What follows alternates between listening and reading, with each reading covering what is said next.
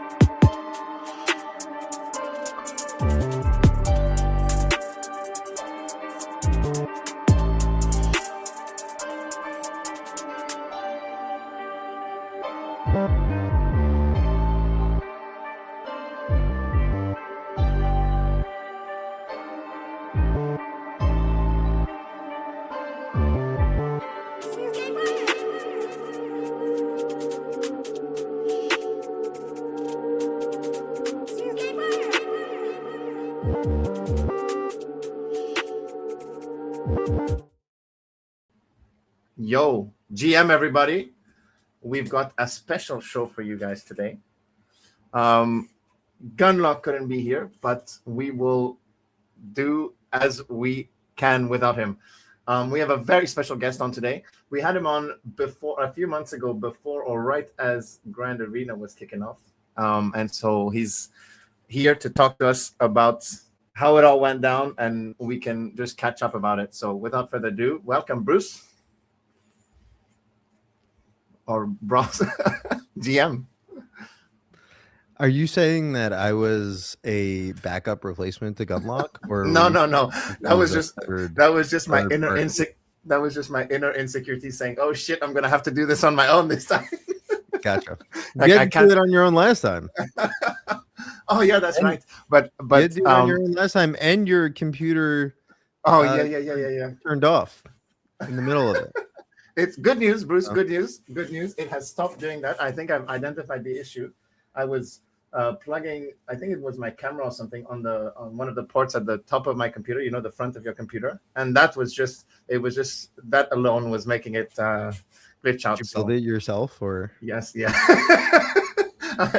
I'm sensing some judgment behind that question. No, because I'll just say when I was, like first building computers, back when I was like, I don't know, 12, Yeah. the front ports were always the problem. Like Yeah. the front top ports were always the ones where like, where does this plug into the motherboard? Yeah. It doesn't work. For Yeah. you, it just, short circuited your entire computer. It's a learning experience. Yeah. Well, what I found out through numerous testing was the thing that I didn't understand was why it was happening necessarily during the show. So that's what made me think, what am I using during the show that's not, and it was the camera, and I started changing it around. But other than that, I don't know. So yeah, some things remain mysteries. But it's my second build. My first build, the front ports didn't work at all. This build, they work, but sometimes. So fingers crossed for the third build, right? Third one. I think there's an expression that says third time's a charm or something. Yeah. Yeah. So I think last time you were on, Grand Arena season 1 had just started, right? Or were we still in the preseason? I think we had just started. It was before there was any updates or patches or stuff like that we saw that you released, like things came out progressively during the season. So I think it was like right bang at the start. Or just before, something like that. Yeah. Yeah. How are you doing? How did it go? What are your overarching feelings about season 1? How am I doing and how did it go? I think are two separate answers. Okay, but, so how are you doing first? Well, first of all, I was trying to buy these floor Mokis for like the past 2 days, and they're still bugged. So I'm not doing well until we either get those removed or I could buy them. But I think Sky Mavis is working on it. But yeah, it was good. I'm doing well. It took like a week of like forced disconnect. I went out overseas for a wedding and found out that there was literally like zero Wi-Fi and or mobile connection. So it was literally forced disconnect. Yeah, you couldn't really find me on the internet last week. I tried. I found one spot under a tree where I got like a little bit of missed like 2 Knicks games. But doing well. I think the forced disconnect allowed me to put a lot of things in perspective. But how'd the season go? I mean, we can spin it like in terms of like Web3 gaming. I think it did excellent in terms of like our numbers. I think we've top line. I think we've given out more money even now than just about any modern Web3 game has over the like probably like the last 2 years. I don't think there's been a distribution in terms of dollars larger since like maybe the Pixels airdrop is like the last one that I can really think of. So proud of that. And obviously we had to do some good revenue numbers to be able to do that. So feeling pretty good about in terms of like hard numbers. In terms of Web3. I was holding back a very snarky joke, but I'm going to say it anyway, which is like, it's most games didn't give out anything. Most games are gone with our money, so the bar is. It's true. That's what I'm saying. Though, that's why I said in terms of Web3, I think we did excellent. It reminds me of terms the of- meme. You know the meme of the guy who's on the podium and he's like is giving himself a medal and shaking his hand. Yeah, It's like, yeah. You're the only one who's done it, mate. And I'm the only one on the podium, too. It's like the podium's empty. Everybody's went home, and Yeah. I'm shaking champagne to myself. Well, I for one am glad that you're on the podium. We got a part of our first airdrop yesterday, so Yeah, I'm trying yeah. to use it to buy some Mokies, but the ones that are on the floor are fucking stuck. Somebody's playing a joke. So Is it? we'll Do get you that think it's? cleared up. Is it because they might have been sold on OpenSea or something like that? No, No, it's just post migration. I think we're Oh. using a similar lock contract for the cards and the NFTs, and the marketplace is like having trouble. I think somebody's spamming lock and unlocks, and it's like overwhelming the marketplace. So Fair enough. we'll get it fixed with Sky Mavis, but I hope that those unlock and I can buy them versus get taken down. But we'll see. Yeah. But What yeah, can- I'm Yeah. Go ahead. Sorry. no, I was gonna say like in terms of Web3, I think we did really well. I think in terms of like overall, and if compared to Web2 gaming, like I think everybody's sort of staring at Web3 in the face right now and saying like, is this something that is sustainable over the long term? Like, what are the actual benefits of this over something like the new Steam marketplace that allows you to like trade in-game assets and things like that? So right now I feel like it's like the lowest time for like the macro Web3 gaming, Yeah. which is like, we always joke, we're like, if we would have launched this in 2021, this would be like $1 trillion business. But in yeah. in 20 Yeah. in 2026, it's like, is this sustainable? Yeah, we had a segment on the show about we had a show about it a few weeks ago about the like the change in narrative, I guess, because of all the failed experiments, but which changes completely people's outlooks. But let's go back to we'll get to that later. Let's get back to season 1 Grand Arena. What I'd like to know is if you had to like internally, if you had to name one type of data you were looking at to especially at the start to keep an eye on how things were doing and to get a healthy take on how things were going, what were you looking at? What were the numbers you were looking at that mattered the most? Yeah, I mean, it's really different for Web3 versus Web2. So like, I think a traditional number that we're looking at is like day 1, day 7, day 14 retention, and then overall unique deposited users was a big one, which was, I think pretty low in like absolute terms, but I think that's across the board in Web3. Like the calling card for Web3 games is like high spending, low unique users, and I think when you see like high unique users, it's usually some sort of Sybil situation where like everybody's incentivized to have many accounts to do the thing.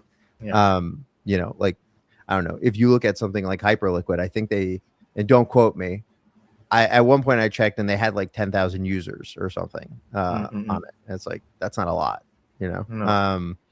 So day 1, day 7, day 14 retention was really high. It was above a lot of like Web2 benchmarks, which is, really good.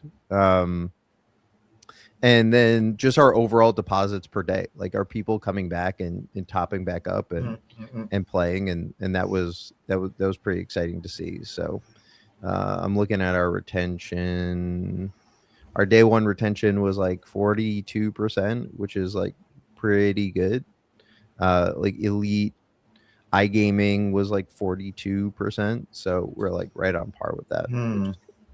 Is it so? The first update that came about was when you updated the scheme cards and change things up a bit.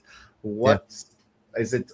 Is it the retention data that made you do that, or what data or what numbers or what were you looking at that made you overhaul like overhaul that or give it a first shift around? I mean, I just wanted to make people mad.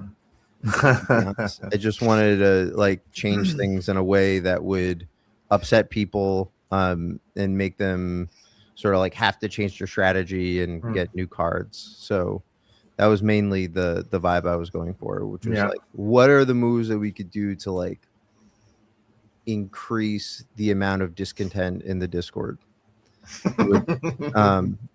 Is generally like how I was trying to position the season. And I think we did a great job there of increasing the amount of discontent in the Discord. I think we reached like all-time high around like 33 days where people were rioting, and then internally we were like, fucking nailed it, dude. So meanwhile, all these guys are getting mad, and they're only achieving. The angrier they get, the worse their objective is becoming. Fill my KPIs. Yeah. Well, we're trying I to summon a demon, and it feeds off the hate of in the Discord. So we've set up like a massive infrastructure to like funnel all that rage to the summoning. Good on you for finding new energy sources in this global energy crisis. You're being extra creative, and you're just like saying, hey, we can't get stuff from Iran, we might as well just use Moki Holder's anger, right? Yeah. Why build a data center when you can free flow hate to summoning an omnipotent demon? That's like, we don't use Claude. We have a Bizzlebub that sits under Akil's desk and codes for us. No wonder he's been so busy. Yeah. I mean, it's torturing him every day.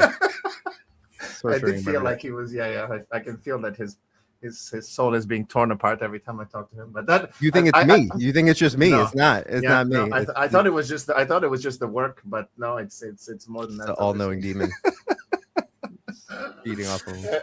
So, and then you had the leaf card burn machine pack battles club boost. Those were the things that came out after that. Can I ask, were those planned from day one, or how did you go about it, or was it just like, were you feeling things out and things being coded as they went along and things becoming tested and working as they went along, or like what was planned from day one? Like a little bit of both.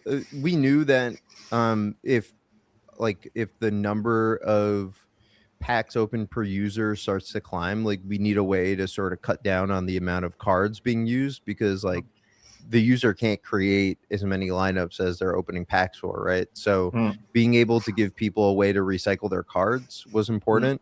And then also we saw that, we weren't hitting the, the max 100 numbers on a lot of those cool alt arts. So we wanted a way to get people to touch those more, right? So being able to upcycle your cards were like really important. We wanted to get it actually out earlier, but we had to do the big mid-season change. So it was just, it pushed it back a little bit. But that was definitely on the roadmap.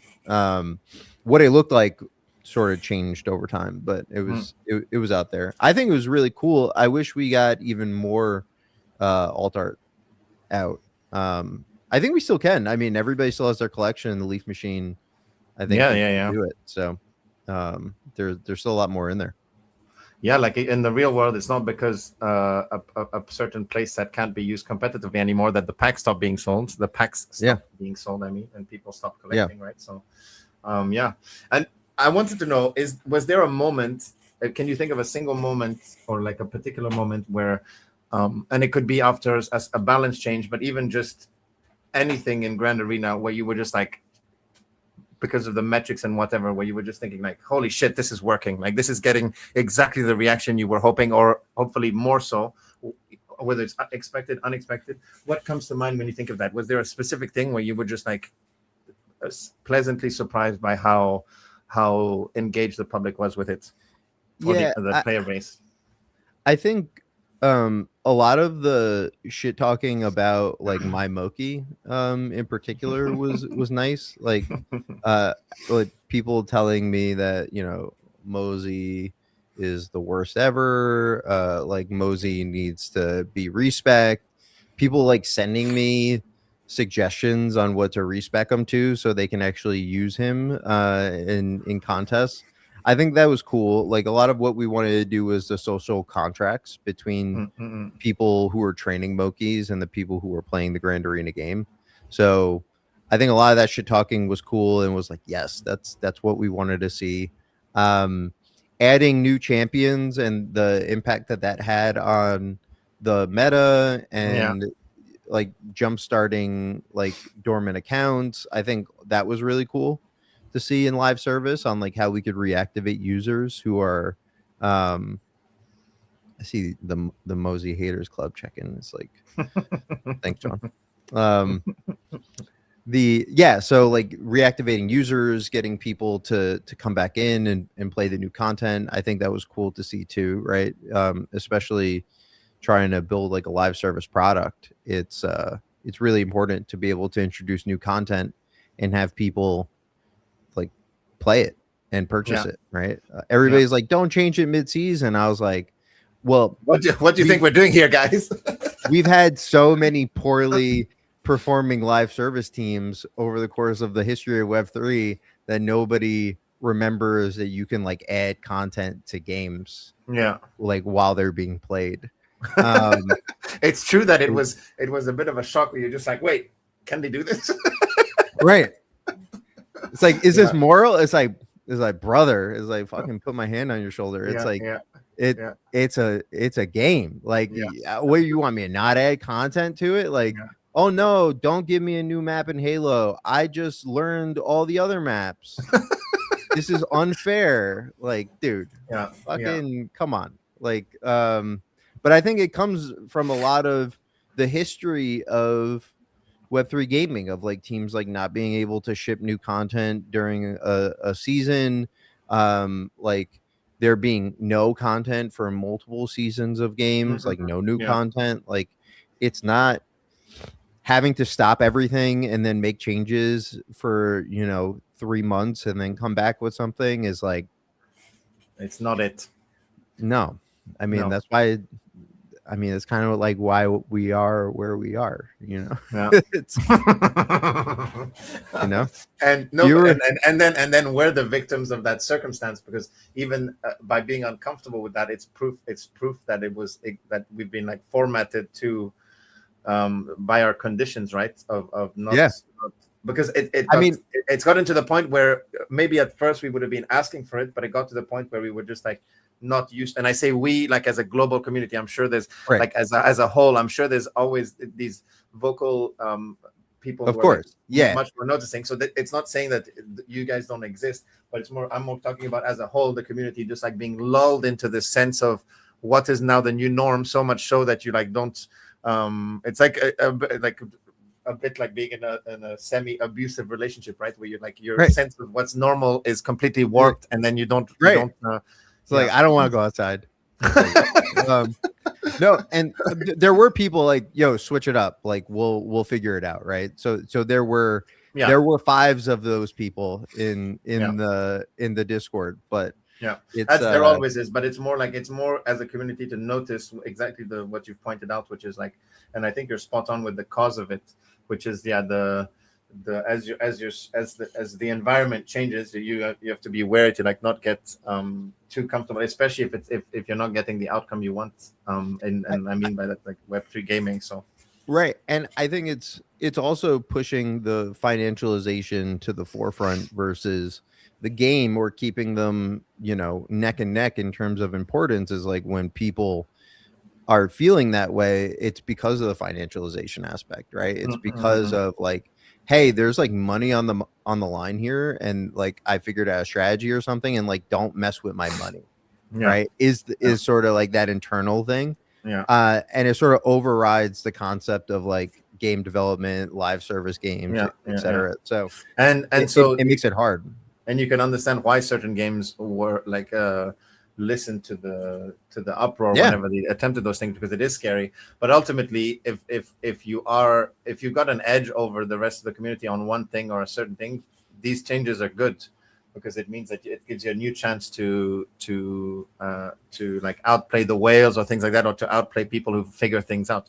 So it's uncomfortable for some, but for those really good, like the gamers that you want to keep around, I guess it's exciting for them. Which and we have to and you have to balance it, right? You can't just it's tricky. And I think overall you guys did a great job about that. Speaking of those players, is there something that these top players, and by top players I don't necessarily mean the biggest spenders or whatever, but like the best players, and I'll put best in brackets but on comma, what did they figure out that you didn't expect them to? Is there anything they figured out or that you didn't expect them to, or something that came up? No, actually, towards the end of the season, we saw people, using the tools get like better. I expected people to look at the data a lot more quickly and start developing their own systems, but I think a couple of great tool providers came out of the woodwork and were able to help people get a leg up, like Garrison, Botto, Holiday's tool. So I was actually just a little disappointed early on in the amount of the lack of analysis. Like if you look in terms of DFS, like the amount of tooling and like personal models out there is like insane. So a lot of people fell into the like, this is just an RNG box, and obviously that helped our KPI of like people pissed off in the Discord. But it was I would have liked to see more of that early on. I think people would have been able to make more money if they were a little bit more independent with their modeling. Because what we saw internally is like there were so many cards that even in larger sample sizes were doing well or would have done well that never just weren't using. No. So I know of a couple of people who made their own models, and one of them specifically had it ready day one, working on it in the off season, and went off like, start. Let's just say that he started running when everyone was still crawling about. Yeah, I mean it really would have helped a lot of people if they sort of peeled back it's an RNG machine and started looking at the averages and I wonder now, because it's one of the things for season 2 now it's maybe swung too far the other way, where people will are a bit too resigned for season 2 and will be like more wary with their spending, and so the KPI, like it'll be worse for the KPI. So I wonder what strategies you guys can employ to like reignite that magic, or that thing of that, because you want some spending too. So I'll be interested to look at what you guys are thinking about that. Yeah, I mean, we'll see. Right now we're doing like a huge like sustainability study across all of the different verticals that we did, right? Like we gave out a ton of money, like we talked about it last week, but in each vertical we've given out, like to clubs, to Moki holders, like this is outside of the prize pool, like high 5 figures to 6 figures just to those folks. And then you think about the prize pool of like 1.3 something, right? So that's a lot. It's a lot of cash. So right now we're looking at that, like, how much should we take in net? Like, where did the outflows go? Did those outflows produce like the outcomes that we want? Like in clubs and Moki holders, like were they onboarding? Were they, talking about it? Was it kind of dead money that like didn't help the company at all? So we're doing that whole thing now, and then we're going to produce a strategy for season. Are you also looking at your rake, so like the cut that the team takes, versus like looking at or speculating on what it could have, if it would have been better if it was a bit higher or a bit lower? Yeah. So we're looking at that. We're looking at all those numbers, right? Like what are all the inputs that drove revenue to Grand Arena? What were the outflows that went to each group? what do we think the value of those outflows were? Like, obviously, like the prize pool is the biggest one, but like we also gave away stuff to clubs for help onboarding users into the ecosystem. Gave it to Moki holders to help onboard users to ecosystem and based on their performance. So like we got to take a look at all that, right? And say like how much value did that generate overall for the ecosystem, not just the company, but like the entire thing. And then we'll pick and choose what we do going forward. So season 1 is over, but the work has just begun, basically. Right. I mean, this doesn't exist really anywhere else, right? So it's I can't just be like, all right, let's go copy this model, right? Not to throw shade, but you know, there's like there's a model with some of these risk to earn games right now that you can sort of like take and tweak, but like what we built is not, you don't really see it anywhere. So it's harder. Absolutely. So at the did you expect, I think at the end of the season, Bruiser was the number 1 class, right? I believe. And defenders were the most present in the top ranks, right?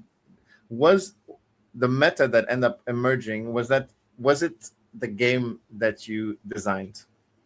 Like as in like, did you end up getting what you thought you were getting? Because that was part of the testing too, right? So like, and like the live testing and the live patching. So yeah, I mean, Mosey was a bruiser the whole time, so it's like I just felt like it. You know, I was just early, basically. So also, it's your way of saying, don't tell me to respec my Moki next time because I won't do it. Yeah. No, I mean, we made changes that made that made Bruiser like a little bit statistically better, right? And I think that was one of the pain points, and one of the things that we probably would have done differently is picking a simpler game, right? Like.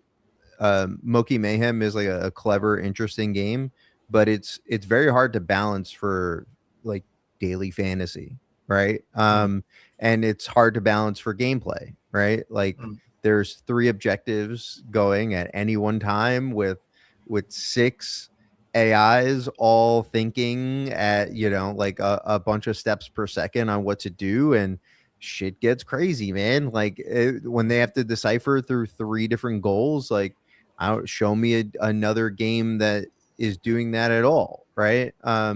So that was hard, right?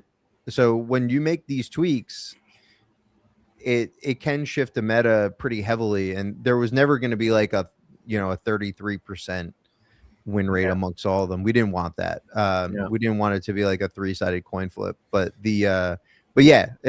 we did push it to change up so people could use different cards and things like that. But for game 2, we're definitely making it simpler. It's one way to win. Lovely. So it's a lot easier to balance the Mokis within that and their classes when they have only one objective, right? When they have 3, it's like, fuck, dude, I don't even know how. Like we're gonna have to. Half the time I'm like, dude, we'll see. Like, I don't know. Like, we're gonna run simulations, but it's like doing fantasy sports with Quidditch instead of football. Right. There's 17 ways to win. Right. Like, that's hard, man. It's hard to balance. Yeah. If we can go back, I don't know if we would have built that game to be the first game. Like, we probably wouldn't have. Like, if you asked Gyro. So. So there was, when you were talking about community uproar and feeding the bezel boot, I had another event in mind. So it was like a bit of the community friction, let's call it, at the end of season 1. I just wanted to talk about it quickly, give you a chance to give your perspective. So like, I'll just start off with a question saying, like, when you're in the middle of a community conflict like that, how do you decide when to respond publicly and when to hold? And like, because I imagine you must have learned a lot of lessons about like your community about these things, because it was a big reaction, let's just call it, from the community. So what was your perspective on all that? I mean, it was mostly because the demon said that we didn't we didn't fulfill the ritual at the end, and it needed a little bit more, right? So it was just like, what can we do to rile people up a little bit more to get that going? And then when we respond was basically like when he said it was okay. And then we sort of just wrap that up like that. So so yeah, I mean, it's kind of like fulfilling the prophecy is like one thing, and then but in reality, like we also have to be just pretty straightforward on what the situation is, and it was mostly just like a logistics issue. Is like how much can we really get through where we didn't anticipate some of the liquidity concerns around the migration. There was just logistics between us and Sky Mavis on when the thing would happen, and it just made sense to initially give out Ron in order to like fulfill the prize pool in like a very timely fashion, right? Okay. And then we didn't want to delay. So a lot of that came from just like logistics on like, can we get the value out? Can we make sure that it's timely? Can we make sure that people are all whole? And then obviously that didn't go over well. And people were like, don't get me wrong. And then the demon was like, whoa, hold on. This is like too much. This is like, I'm over. Yeah, I thought the season was wrapping up at the I'm overfilled, brother. Like, I don't need all this. Actually, you guys can like take some of this back. Yeah, I mean, it just became like a logistical thing that we didn't really anticipate. And Sky Mavis did a great job working with us to make sure that we get the right thing done for the community, and we do it in like a responsible way. So we're gonna get all that together for you guys. So yeah, I mean, a lot of it was just logistics versus anything else. But the demon was like, don't give me any more of this. This is actually bad for me. Well, yeah, I just wanted to give you a chance to give your perspective on it all, but clip it. We just wanted to piss people off. Personally, I was a bit like shocked by the news, but I was more shocked by the reactions of certain people, like within minutes of it happening. Yeah, where we just wanted to see who would turn on us quickly, and we took down your wallet address. And turns out it was everybody. Yeah. So no wonder the demon was overloaded. Yeah. Whoa. Yeah. I didn't expect you. So I took down everybody's wallet address, and now you guys are on like a hidden shit list for me. Lovely. So it's okay. And that just means that on our wallets, Mosey will have a opposite performance to everybody else, right? So it's actually a win. It's a win in our books. I'm actually removing Mosey from that entire list. Oh, there you have it, guys. We have the best league so far. You thought the chain was immutable. I'm going to delete it. Yeah. So overall, I don't remember if we asked you this question, but we tried to ask guests this question when they have a season coming up or something like that, where we ask them like, what does success look like for them in a launch of a certain season or a certain product. So my question is like, overall, would you consider season 1 a success? I think we already kind of talked about it at the start of the thing, which is like, it's a success in terms of Web3, but I'll let you answer the question. Yeah, I think it's like two parts. Like, I think the season was successful. I always worry about the sustainability of Web3 gaming products, right? And like, I think you see that shared amongst people. And I don't know people's internal strategy, right? So I won't speak to it, but I can see what I see in public, and it's like Cambria sort of reinvents themselves every season, right? And you see different teams like, Fishing Frenzy or On-Chain Heroes, like almost put out entirely different games every time they do a season, right? And for me, my perception based on building in the space and seeing that as well is people are always worried about the sustainability of a Web3 gaming product, right? Like, how much can be the same in the next season? How long can these things go before people don't want to play with that toy anymore and drop it, right? Yeah. And like, I think that's the question that we have to answer in the postseason is like, what's the sustainability of these things? How much needs to change between seasons? And like, what does one need to do in order to keep that going, right?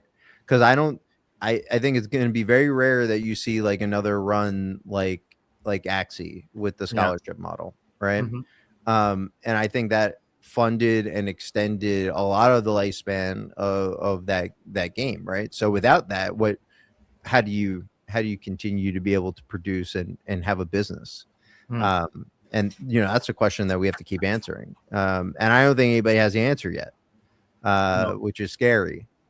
So it's scary, but it's be exciting. a Which business. Yeah. means the first people to get answers to some of these questions should be. I hope there's an answer. Yeah. First of all, yeah, you're right. I'm assuming there is an answer, but like. There's an assumption there in your thing where it's like there is an answer, there is a design in there, and also there might not be an answer. We don't know. Which is talking internally and talking to people, like nobody wants to hear that from the leader of the organization of like that the hyper truth that there might not be an answer, and we're trying to figure it out. Yeah, most people don't want to hear the truth. No. So yeah, we'll see. What would you say is the single most important thing that season 1 of Grand Arena taught you guys, or taught you personally?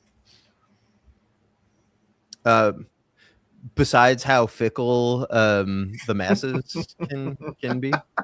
Yes, obviously that was a big learning point for me too. Yeah. I think that like a lot of what we wanted to do was be like very careful about and be very data based around changes, and I think the answer in like a longer live service season is actually just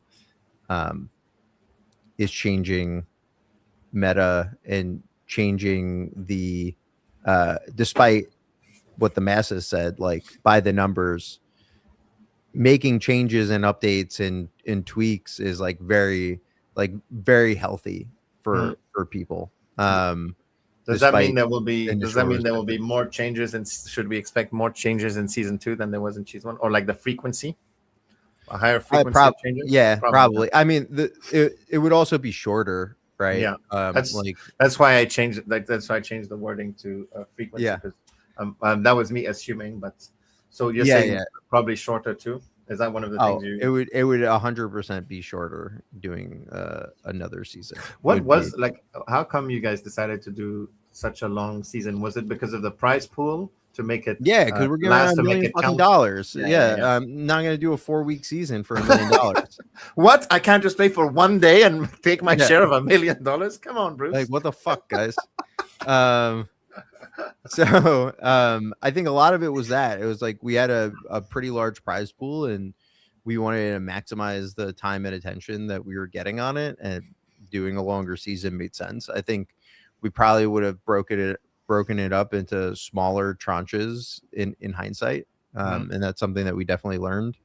But and we also wanted to pressure test ourselves on doing live service, right? Like everybody's doing like these 14-day seasons, 30-day seasons, and we wanted to see like operationally, can we make changes, can we make updates, can we ship new features while flying the plane?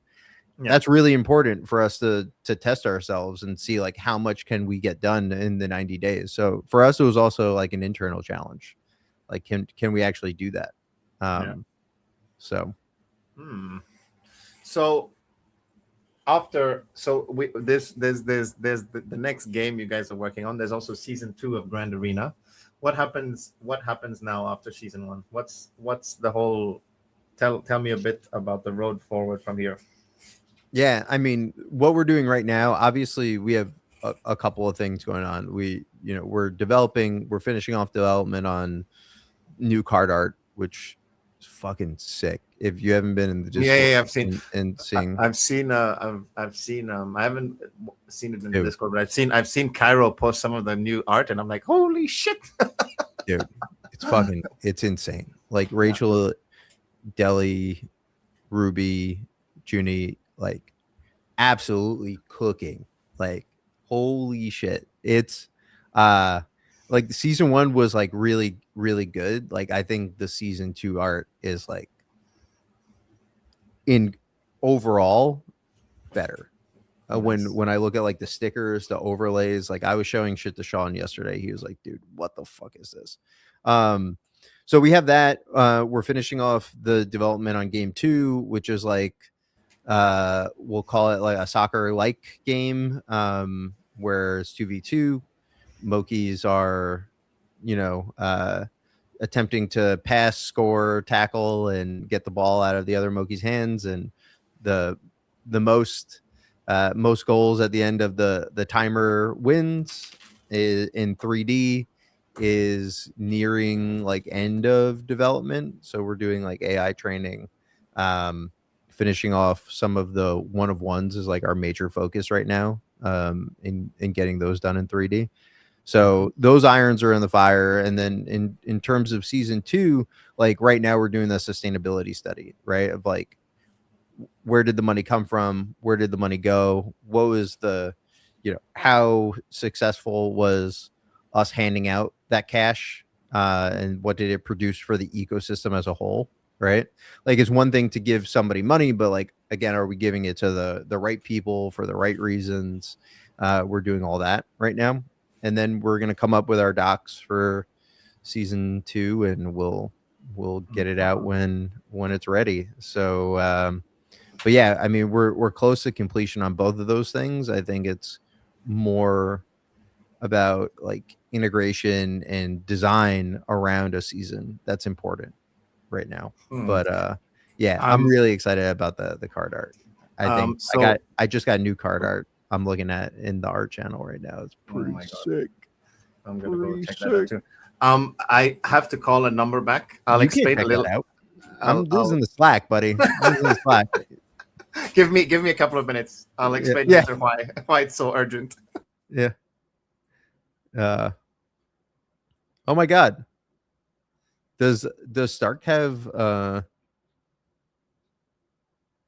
hope Stark had shorts on and not underwear. I don't know. In Europe it all blends, right? All right. Well, I guess I'm running the show now because Stark had to poop. So let's when leaks about prediction market. Prediction market, we want to get that out this week, where we'll have a stream of games going that folks can either, wager on the outcome, wager on like goal scored, etc. So that's he's from France. So that should be out by the end of the week, if all goes well. So we're testing that today. What else? Let's talk about news. What's going on Ronin right now? Is this what they do here? They talk about that? Is anybody playing Fishing Frenzy right now? New season?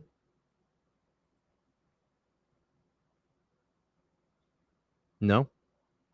I'm not seeing anything. Then fuck it. We're going to make this a Knicks podcast. So tonight we have game 6, Spurs Thunder. I think Wemby brings it back to game 7. And I think we're going to get a game 7. I think we're going to get the Knicks well rested going to the finals. And I think the Knicks are going to win it all.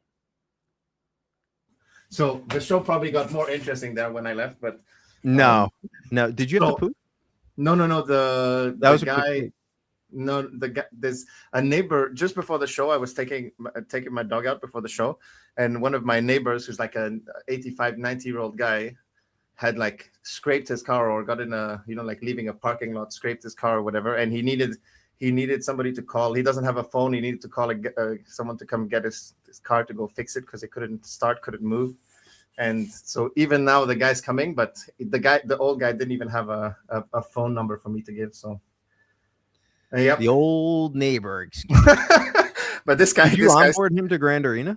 no, because he seemed a bit scary. Honestly, he said he's a The fuck, man? he's a commander. He's a commander of the French army, and he said he's out of all of the living soldiers in the French army, he's the one with the most medals. So,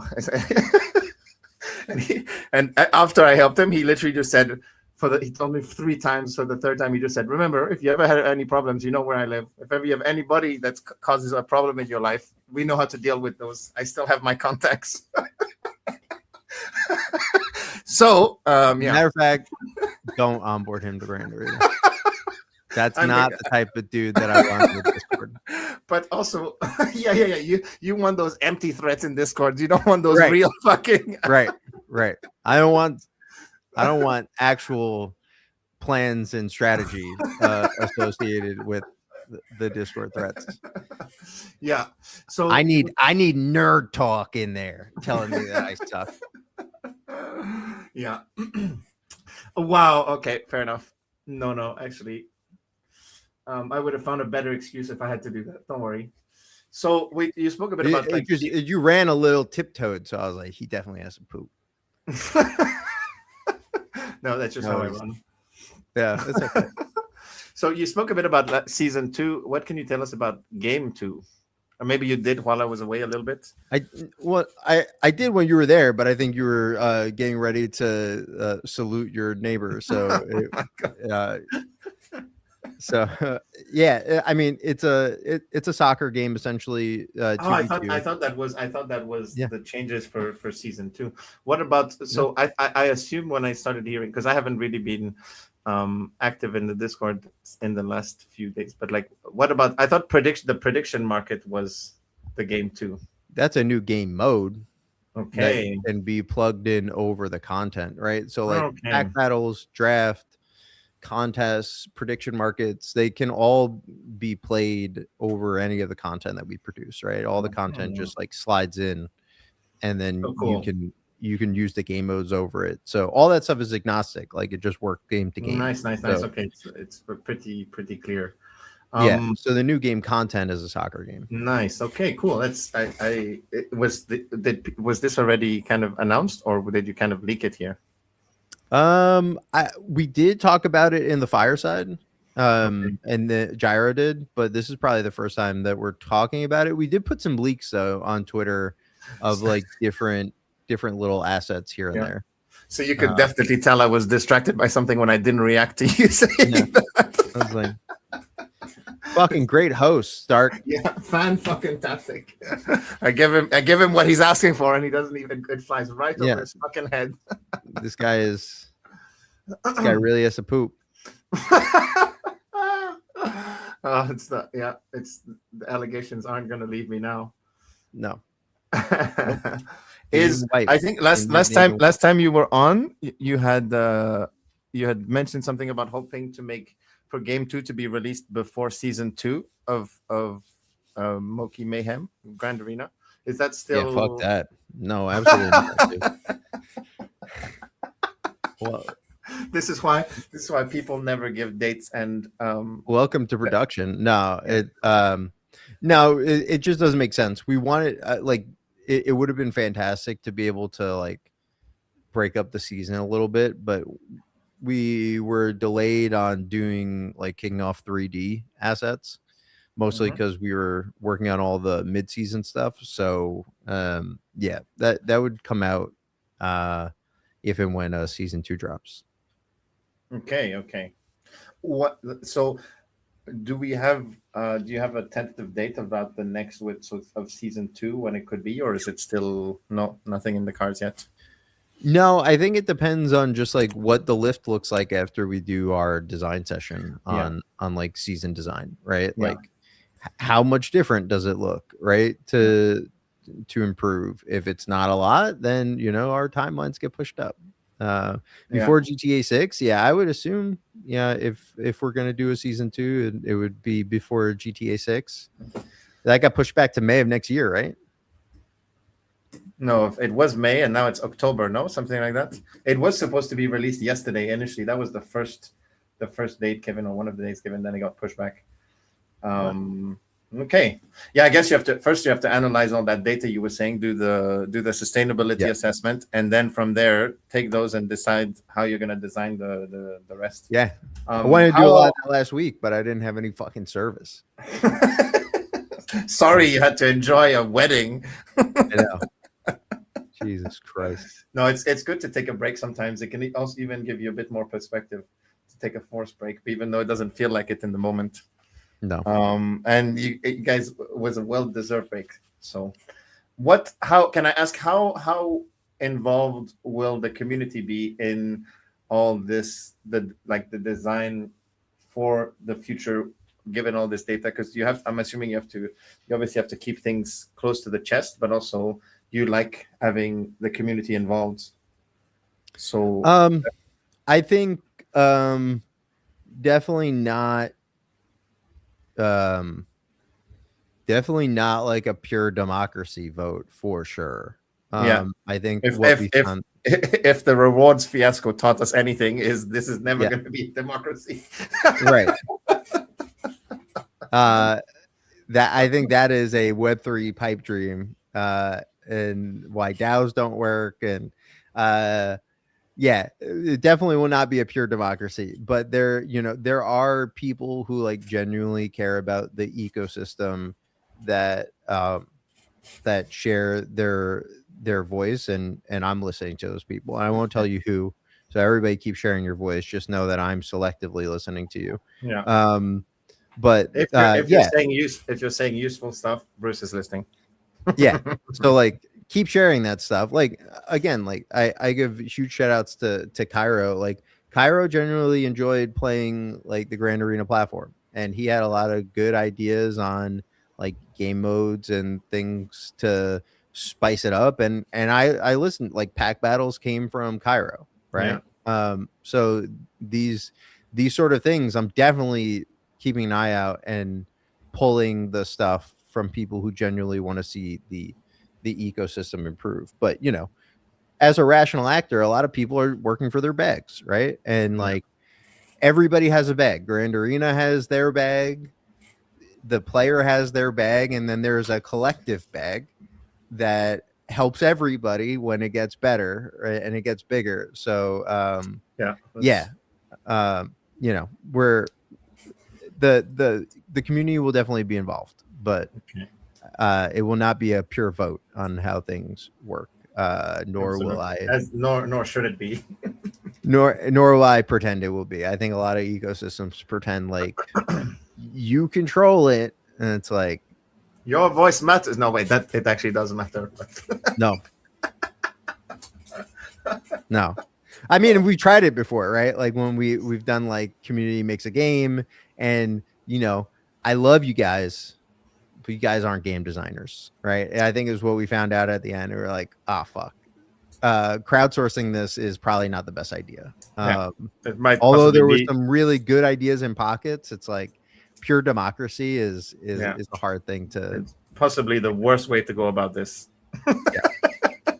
Yeah.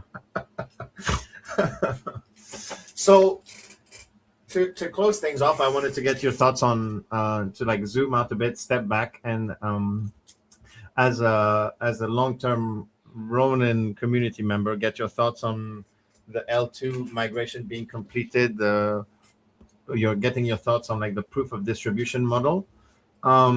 It's supposed to reward real activity.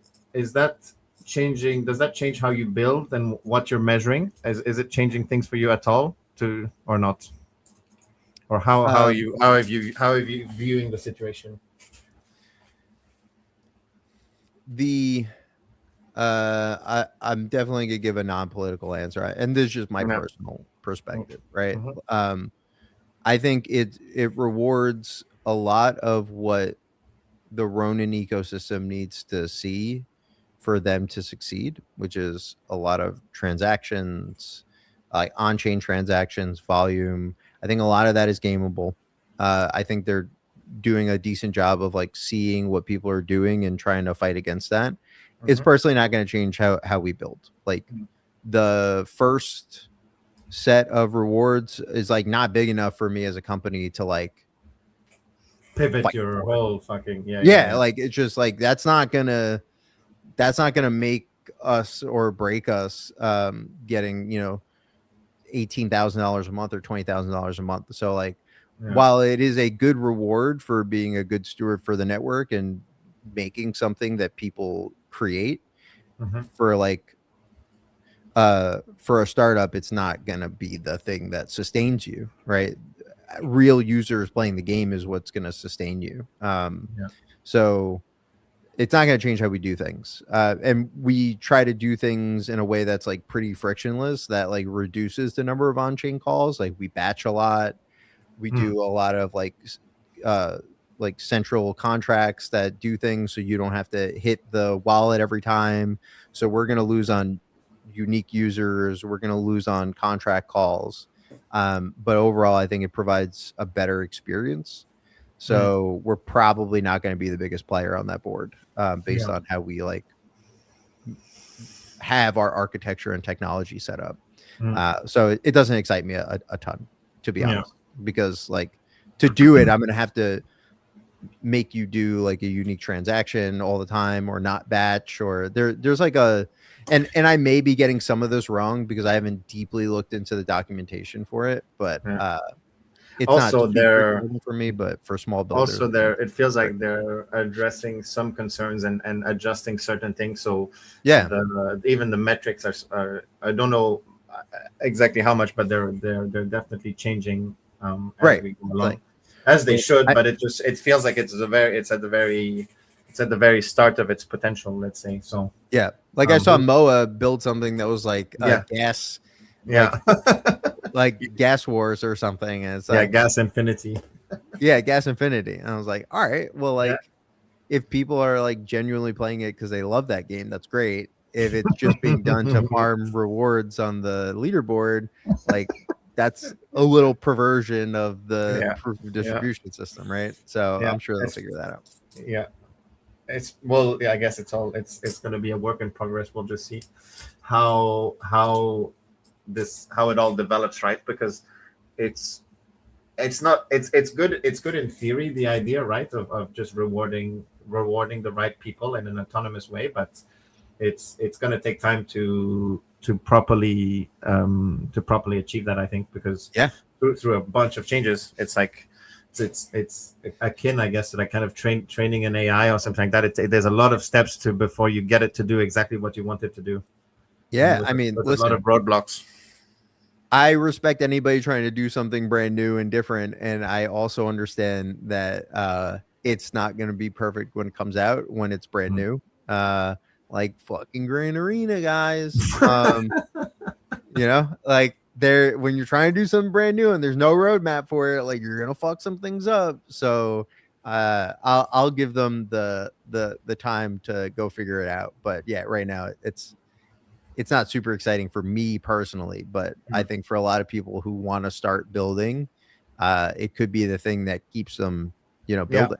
Or the ones that have been building, give them a bit of a and hopefully attract some indie builders as well. If this is the thing that kind of like tilts towards building on Ronin as if you're of a nascent project, we'll see. Would you say, like, how would you say overall, in your personal opinion, how is Ronin doing as an ecosystem right now? I don't think that just Web3 is not doing well as an ecosystem. And like Ronin's tied to that macro performance, right? And like Web3 gaming is like super not doing well as an ecosystem. And Ronin is tied to that performance. So like in terms of that, like they're not doing well. We aren't doing well as an industry right now. Like I think that's just the honest truth. Like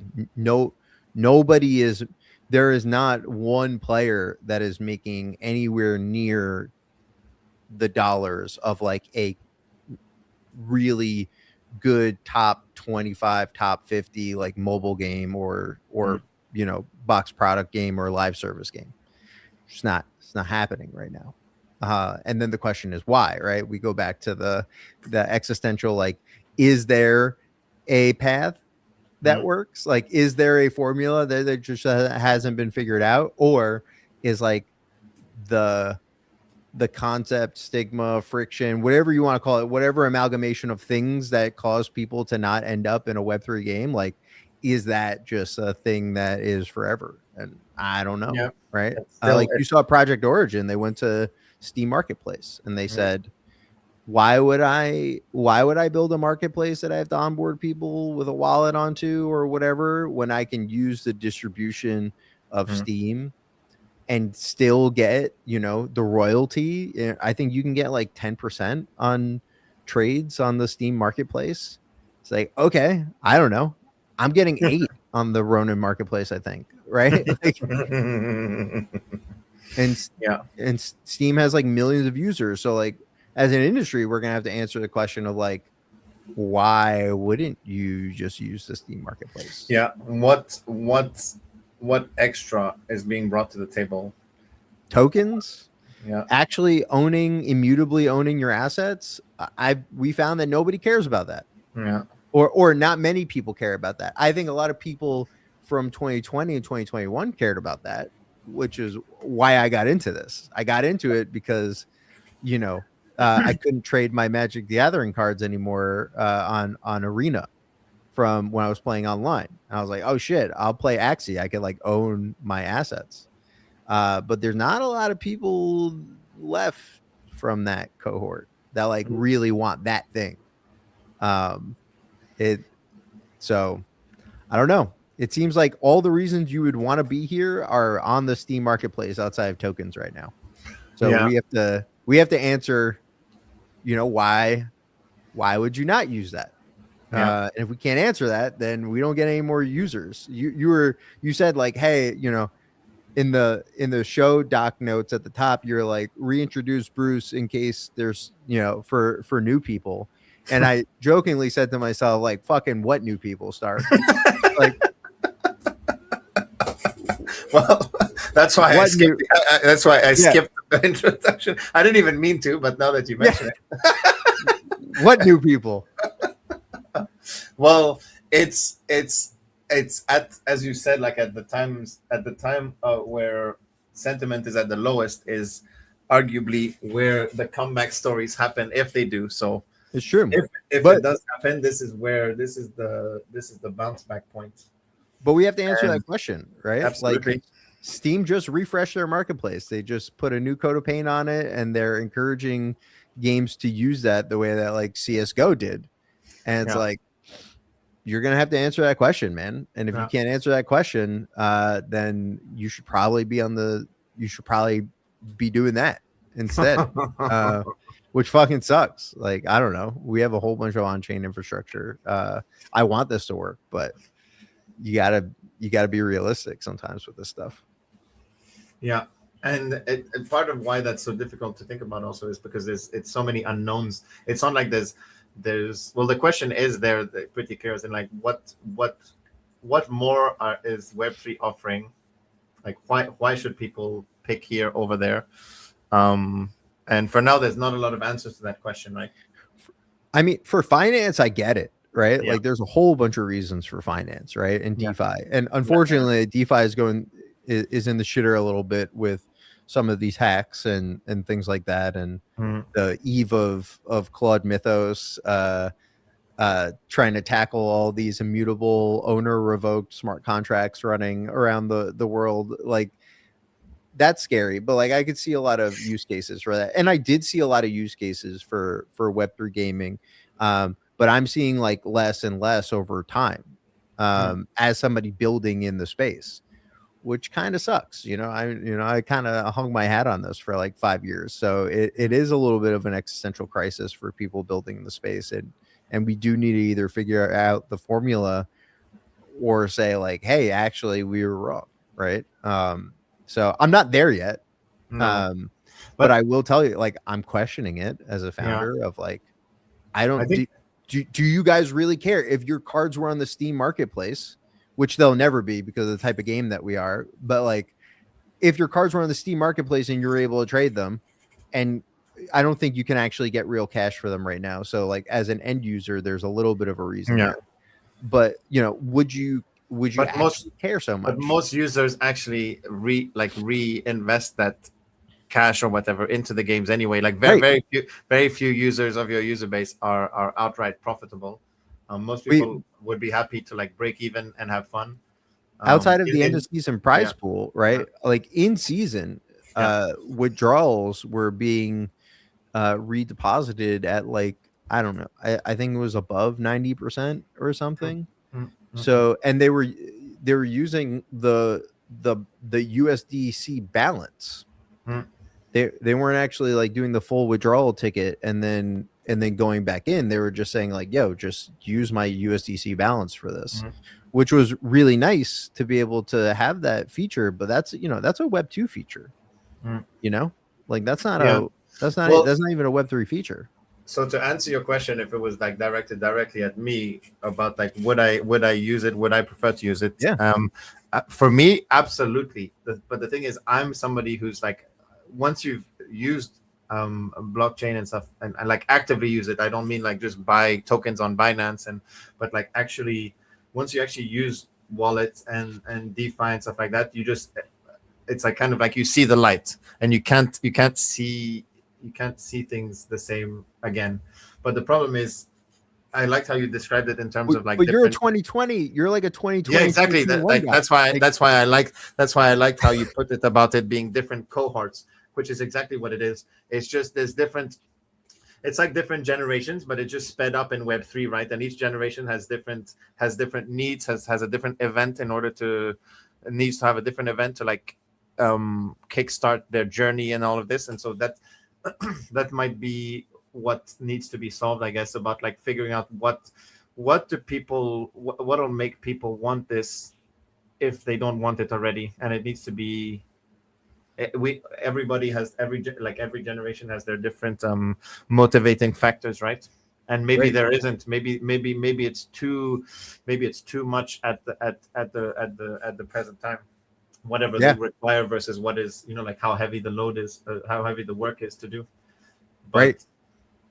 So I don't know. We'll figure it out, man. Yeah. We'll figure it out. Yeah. I just hope that the answer is a good one and not like yeah. We don't want the thing is the answer will be what the answer is, right? So we can only work towards figuring out what it is. It might not be the take that most people have, but for me, things like this kind of excite me because it's like, it's when you have your back to the wall that the magic happens. So it's like, it's when there's the least amount of possibilities, when it seems like everyone's giving up, is when the risk to reward is actually at its highest, right? So it's like, now, this is just my personal take on moments like this. It's just like, it's when it's the most rewarding to succeed at times where people have the lowest the lowest sentiment. It's when it's the most rewarding to succeed, whether it's like personally, financially, everything. If you do succeed, this is when you want your success to be born. Because 100%. You get the moral high ground, you get everything. You can just say, I was here, I did it, I told you so, right? When everyone, so you get it's like the outsized rewards for the work you're putting in here. So for anyone, and that goes for anyone building at the moment, this is when your minutes that you're putting in count the most. So yeah. No, I totally agree with you, man. Like, I mean, this is why we're here doing the work, right? Like, this is definitely not the most opportune time to do season 1 of Grand Arena, right?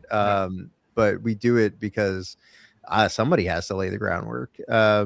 And either we will be first to find the success, hopefully, like the meaningful success, and or we'll be hopefully one of the first to hit bedrock and be like, oh, there's nowhere left to dig. Yeah, we're at the, we are at the bottom. So you guys you've always been really good at pivoting when it is required, even when it's not what other people want to even when it's not required. Yeah. No, but I mean, before, like in retrospect, the different models you've worked in and the different things you've built, you've pivoted, and I'd argue that every time you've pivoted was before people understood why you did it, and then in retrospect, everything is now. No one's telling you that you shouldn't have stopped doing this or shouldn't have stopped doing that, but in the moment, I think most people would not have done it then. But it takes because it takes some confidence to just cut things that are still working a little bit and stuff like that. So I remember esports, dude. Yo, Stark was the master breeder of our esports team. You know, like this dude was the Professor X of our entire operation, and we had to have that conversation of like, guys, esports is not gonna fucking work. I remember that call. Where you were just like, and like just saying like, how does this look like? How does this work? Like, not how does this work, but like, how does this succeed, basically, and stuff like that. Having a tough conversation. And we were like, we gotta spin it down. Like, you know, sorry, Spam, sorry, Stark, sorry everybody that's a part of this. Yeah, Meat. Like, I love you guys, but like this can't work. Like, we're not gonna.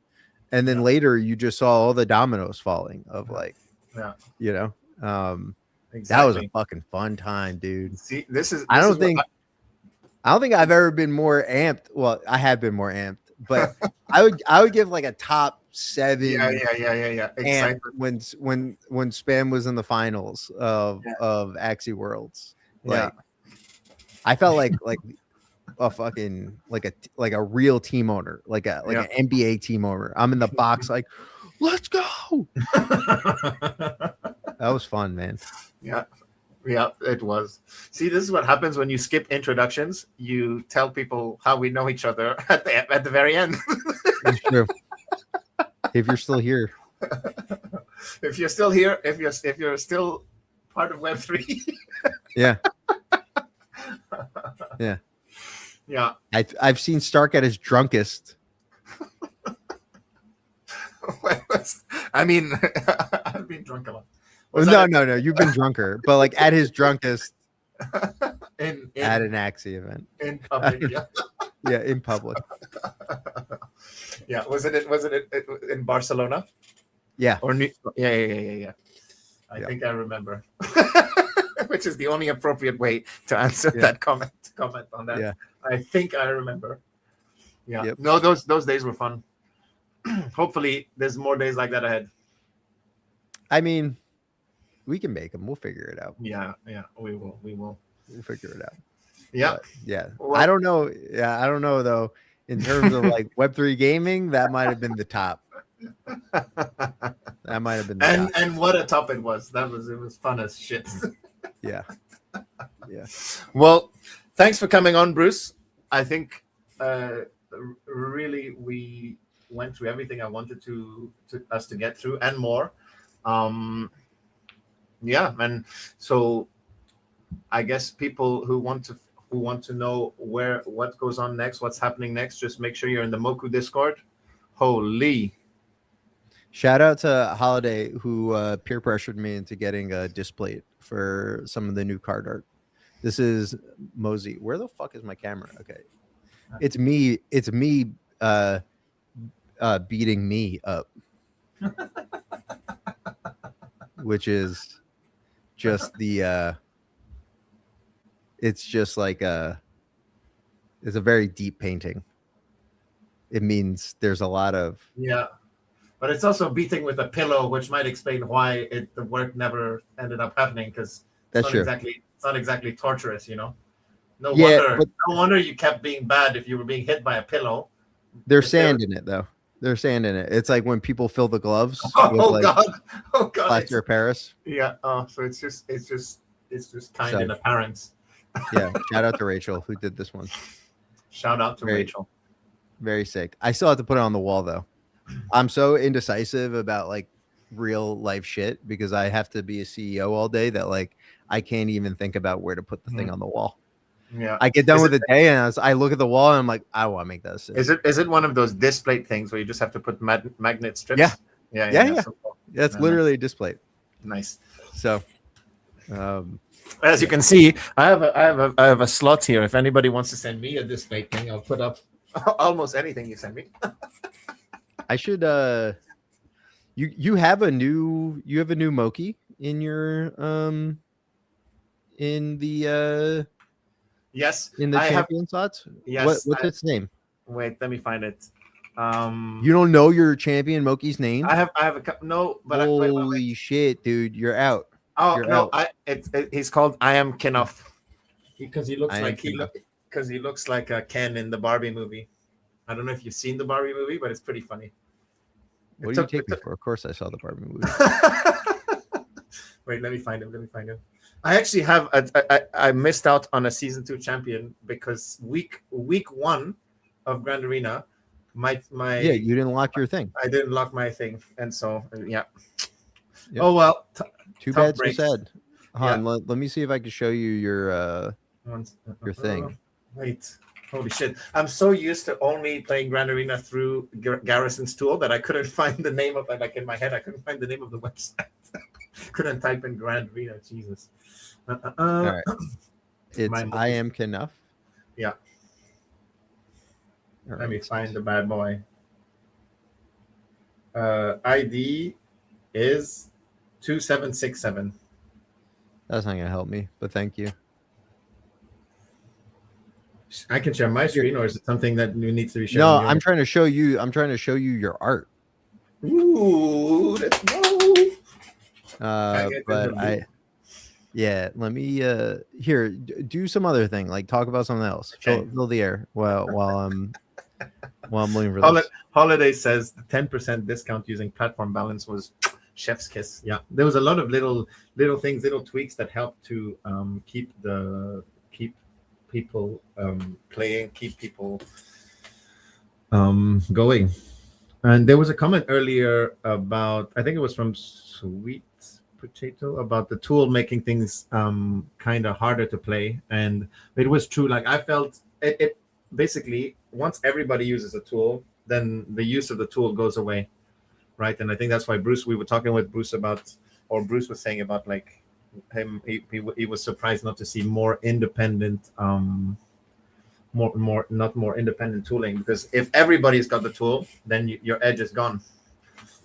And so it feels better to at that point, it feels better not to have a tool, because then it feels better for nobody to have the tool and for you to just use your edge. But I think that'll I uploaded it.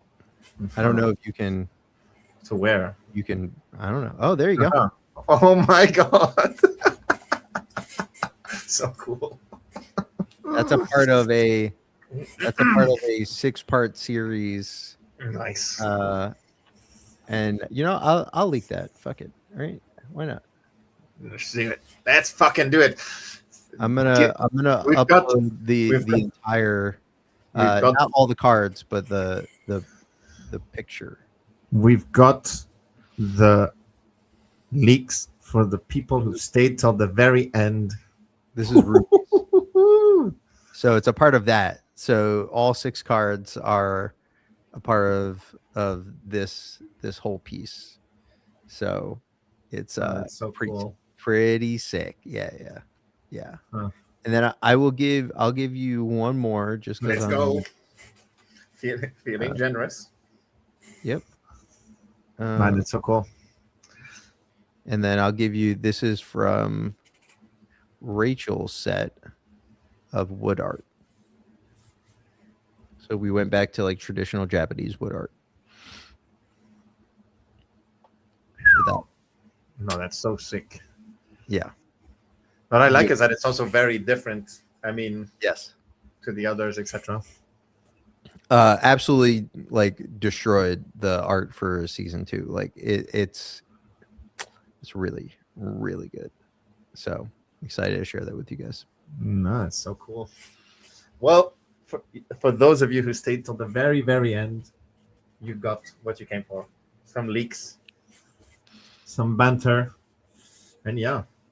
So, and for anybody in here who doesn't know who Bruce is, well, I don't believe that you don't know who he is. Everybody here knows Bruce. And for anybody who wants to keep track of what's going to go on in the future with Moku, with Grand Arena, you can follow Moku on X and join their Discord also. The Discord's very active. I would argue, which is part of the reason why at some points you were hearing me ask questions about has this been talked about? Is this live? Is this that? You've got a lot of what's announced and talked about in their Discord.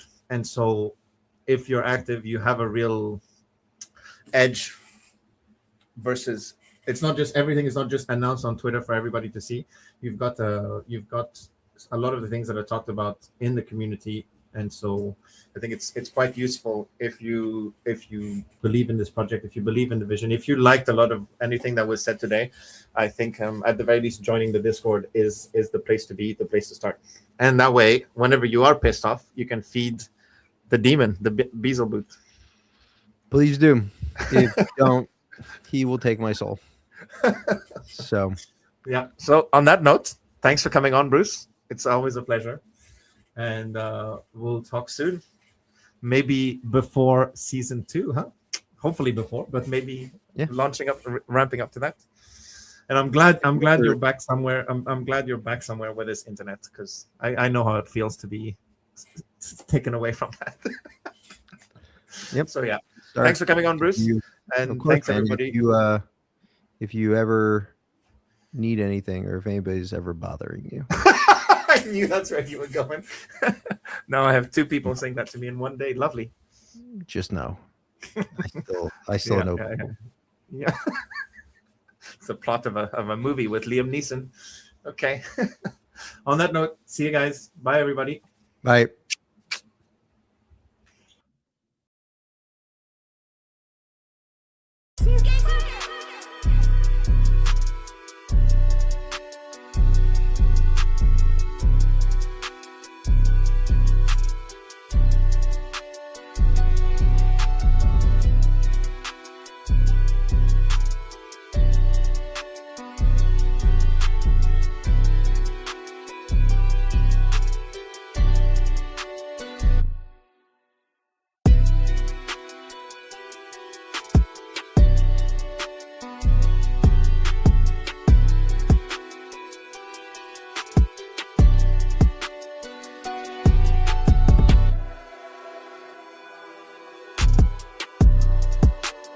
Not a chance that I can't hear any of you fuckers right now, and you actually are. Oh, shit!